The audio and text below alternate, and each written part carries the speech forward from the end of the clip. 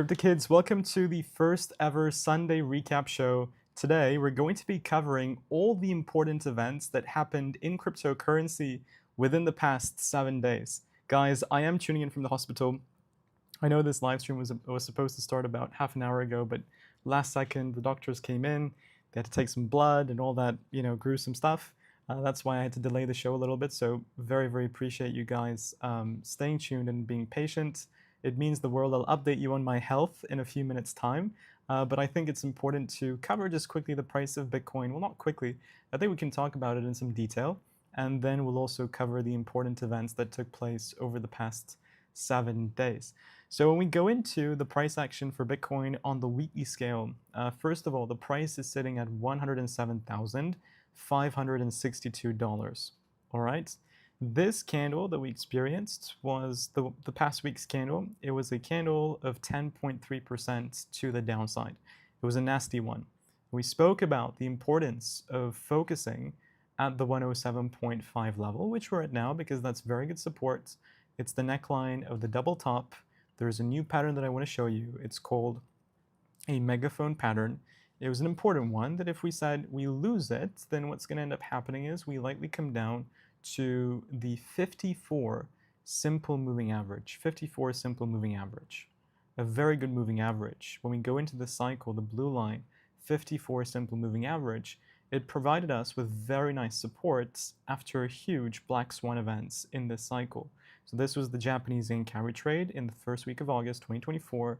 Price falls down to 49, you wick to the 54 simple, and then you propel yourself into the next leg to the upside. This was the Trump tariffs round one. You saw a dip to the 54 simple moving average, and then you continued pumping to the upside. So currently, to me, the price trajectory still looks as though that we can come down to that 100K mark, but actually I am thinking of just repositioning myself into some more long positions again with lower leverage, that even if we do fall to 100K, it's still active, because there are also signs that we could be bouncing very, very soon. So those are the things that I'm going to be covering on today's live stream. Additionally, we will go through everything that's happened over the past week in the cryptocurrency world, and this is something that I want to do on a recurring basis where I go over the week's events every Sunday. So if you like this format, then make sure to destroy the like button and let me know in the comments if you enjoy this format. Let me see what you guys have been saying.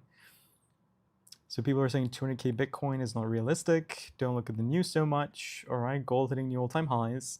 Ethereum to 3.4K. Interesting. All right, so okay, we'll cover those. We'll cover those things. We'll cover those things together. Don't you worry. Let's start off with Bitcoin. Let's talk about Bitcoin and go through the technical analysis in a little bit of detail. And I'll go through your questions after doing so. All right, so this is the Bitcoin charts. I think there are a few things that you need to be focusing on, but really there isn't too much. So some important correlations between M2 money supply, the S&P, the Bitcoin chart, that's a good correlation to be looking for. There are about, I would say, 2, 3, 4 indicators to be looking closely at, and just sort of a few chart patterns and price lines. But apart from those, I don't see it being so important to overcomplicate things. I think we can keep things more simple, and through simplicity, I think we will thrive with Bitcoin TA. So this is the weekly chart. All right. The point where I flip into bearish mode, where I say, okay, Bitcoin bear market is beginning. Very important to say that I don't think that yet. That will only happen when Bitcoin loses the 54 simple moving average, and that will likely happen when the bull and bear market support band, which is composed of the 20-week simple moving average and the 21-week exponential moving average, once that collides into the 54 simple, that will initiate a bear market. Hold on, guys. Is it important? It's important? Another room? Can we do it in 20 minutes? 20 minutes? Yeah, possible? Thank you. All right, sorry guys, that was the nurse. So when the 54 simple moving average is overridden by the bull and bear market support band, that's composed of the 20-week simple and the 21-week exponential moving average, that is what causes the beginning of a bear market. This has happened in previous cycles. It has happened in 2021. You see both of these two colliding into each other. the price action often does face a retest, and that causes a more severe rejection to the downside. It happened in 2021, and it marked the beginning of the bear markets. If you go to the Bitstamp chart, which has been around more than Binance, you will notice that in 2017, same thing, right? These two crossover price retests, you come to the downside. And in the cycle before that, this is 2014, also the same structure happens, right? So even in the Genesis cycle, it's still relevant, even though price wasn't so liquid as it is today. In short, for me, it's simple. Bear market begins when the bull and bear market support band crosses into the 54 simple moving average. Until that time arrives, which it will arrive, until that time arrives, I'm still bullish. You know, you look at the macro trend, and the trend is your friend until the very end. You're still printing higher low after higher low, and we're going to see if this is going to be a new higher low. But when you do make higher lows, that indicates an overall uptrend. So to me, there's no point on selling spot Bitcoin. Maybe some short-term derivatives positions, which we took some profits on weeks, yeah, that can make sense. But closing long-term positionings like that, to me, doesn't make sense yet because the overall macro is still very much bullish. By the way, if you want to start trading, you can do so using the weeks link in the description down below. You will get a 20% bonus with this link, and it's also pinned in the live chats. We took some profits, so we'll go over that in tomorrow's video. Okay, so bull market still very much intact. The only point of concern is if you see bull and bear market support band cross into the 54 simple moving average. So what do I think will happen in the short term? Well, if you look at the intermediate to short term, it's important how Bitcoin's price reacts at 2 points. One, it is where we are now. Do we hold the neckline of the double top? And two, if we come down to the 54 simple, what happens there? Do we capitulate below, or do we see a nice bounce? What I think will happen is, next week is very important. I still believe that 100K is going to be tested. And at 100K, I've already set some limit orders to buy up Bitcoin if we fall to that level. So I'm still a supporter of the idea that Bitcoin comes to 100K-ish, and then we see a bounce, and then how big of a bounce we experience, that's still a question mark. But bull markets, they don't end in times of extreme fear, which if I find you the fear and greed index, you're going to quickly realize, this is the Trump stuff, the fear and greed index is at 29. It was at extreme fear just 2 days ago. So bull markets, they don't finish when there is extreme fear in the markets. And there's extreme fear when Bitcoin is at $107,000. So put that in relativity, that we were at $15,000 only 2-3 years ago. So bull markets don't end when this happens. Bull markets end when everything seems like it's going to the moon. When we topped out at $69,000, it felt as though we were going to not 10 million, but $1 million, or at least 100K. Here, people are saying that we've topped out, right? And bull markets don't end when people say that we've topped out. It happens when people queue up to buy Bitcoin or gold, which is what took place also last week. So in terms of end of bull market, I wouldn't categorize this to be the start yet. The only time that I would say the bull market is ended, just to revisit it, it would be when bull bear market support band crosses into the 54 simple moving average. But so far we're doing good. So in my opinion, there's still no reason to be selling macro positions.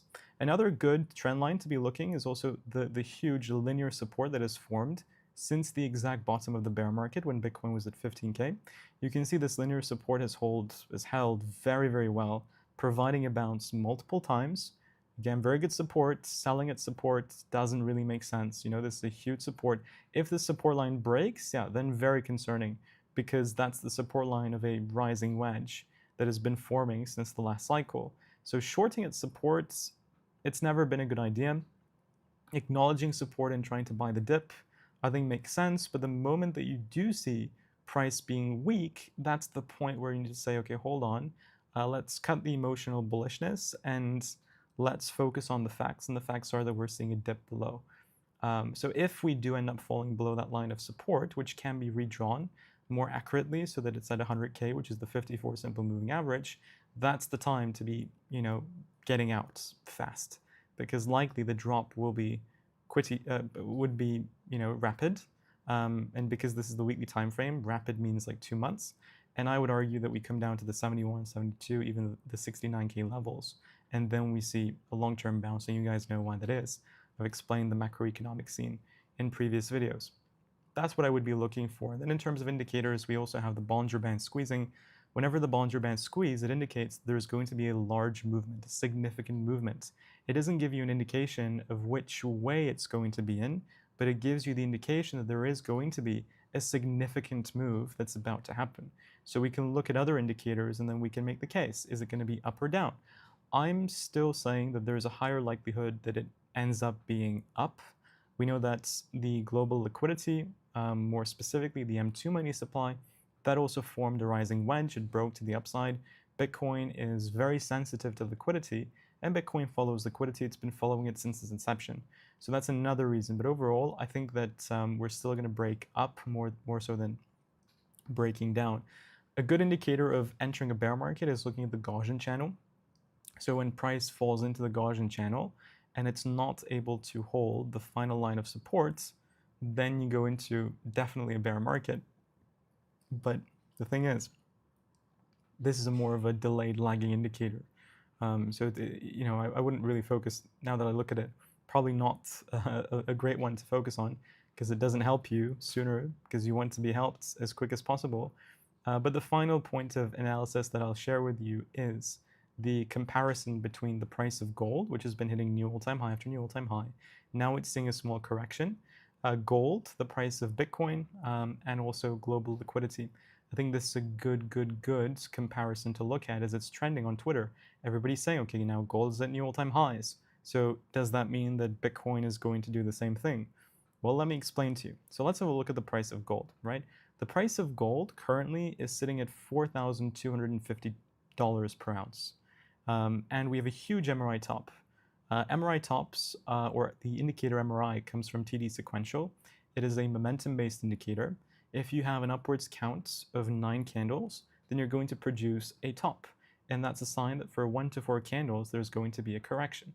The same goes for a movement to the downside. If you go down for essentially 9 candles, then for 1 to 4 candles, there's always an expectation of a recovery. So MRI top at 4,250, I would say that there's going to be, if not a drop, at least a consolidation. And what we know from gold's history is that whenever the price of gold experiences a consolidation, more typically a downwards consolidation, then the price of Bitcoin rallies. So it could be the case next week, if we start seeing a drop, then Bitcoin will likely see a recovery. Hence, it's another reason why I want to be going back into long positions. If you want to do the same thing, first link is in the description. You can do that with weeks and get a 20% deposit bonus when you use the link in the description or pinned in the live chat. Okay, so gold consolidating, ideally in a downwards consolidation, that causes Bitcoin to go up. And we could see that being triggered, liquidity exiting from Bitcoin and exiting from gold and going into Bitcoin. Another reason why I think that gold is topped is Peter Schiff calling that gold is more likely to hit $1 million than Bitcoin exactly on this candle. I think marks a top from a fundamental perspective perfectly, right? So just to say it one more time, if gold experiences a consolidation, and more typically a downwards consolidation that allows the price of Bitcoin to run, that's what you want to see. And next week's candle is going to give you the indication of, okay, is gold actually topped or not? Is it the sign of a double candlestick formation that gold is going to continue lower? And in turn, we can see Bitcoin's reaction. Is Bitcoin going to see a recovery from the 107.5 area? It's a good one to be keeping an eye on for next week. And then finally, for gold, if you do Bitcoin priced in gold instead of the US dollar, you will notice a very similar ascending triangle to the same ascending triangle that has occurred on the total 3 crypto market cap chart. When you come from bullish price trajectory, ascending triangles are marked as continuation patterns. So they're very bullish. Currently, we're trading at the support line of Bitcoin to gold. If gold ends up topping out and consolidating to the downside, then this chart is going to see a good wick to the upside. And then maybe we end up seeing a repeat of what happened in the prior cycle, where gold topped out, experienced a decline, because this was peak fear when COVID hit. This was peak fear. In peak fear, people go to risk hedge assets. Gold is the risk hedge asset. Bitcoin over time will be known as a risk hedge asset, but currently it is identified as a risk-off asset.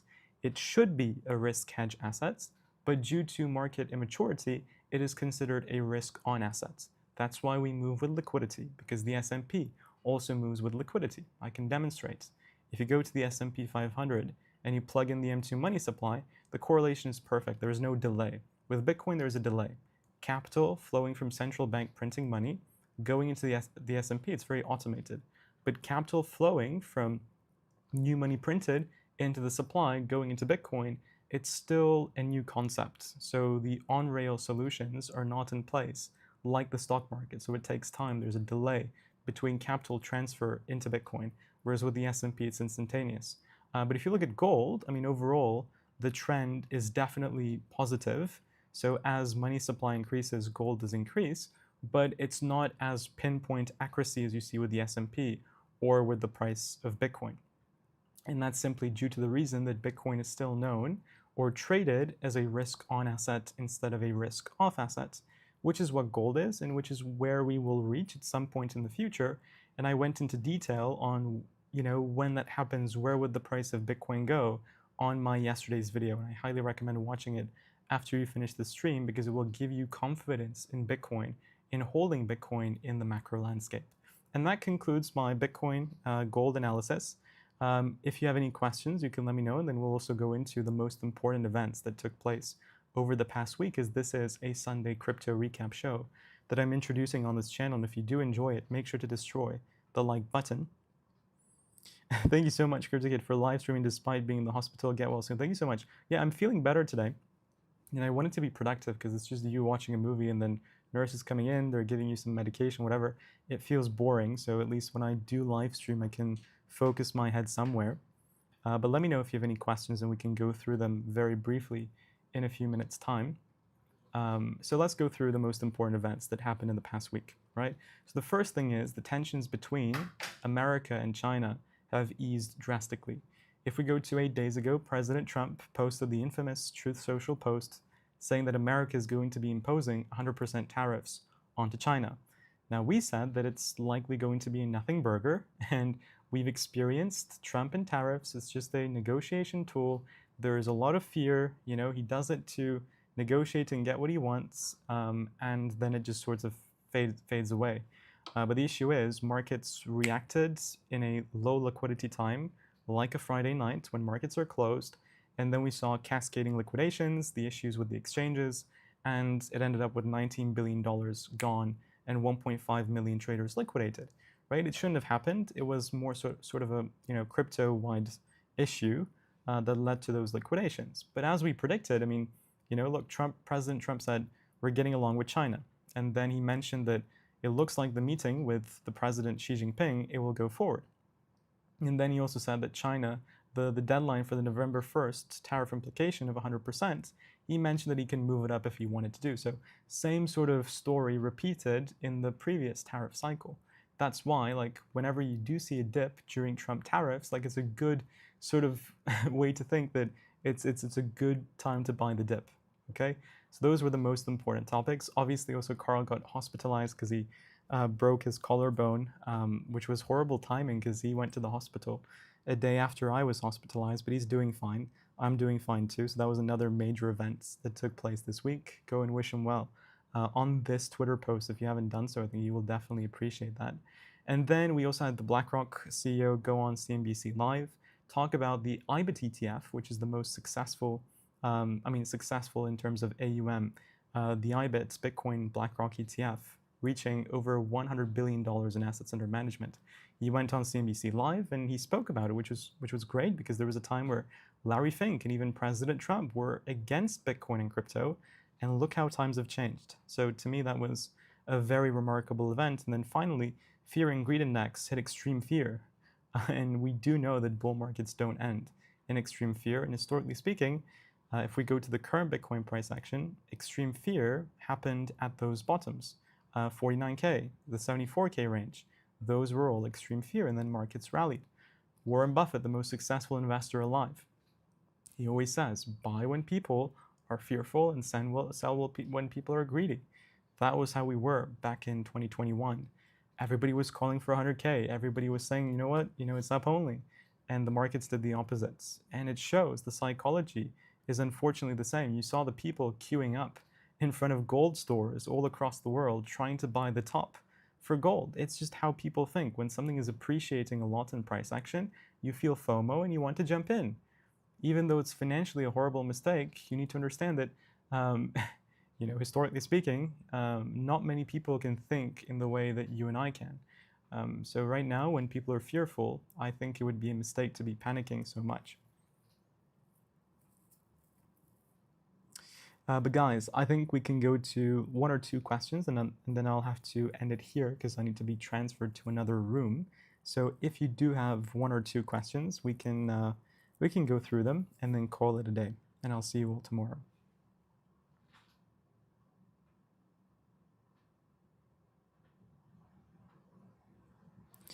Okay, so Yash has limit orders at 98.99. Well, the 54 simple is at 100K.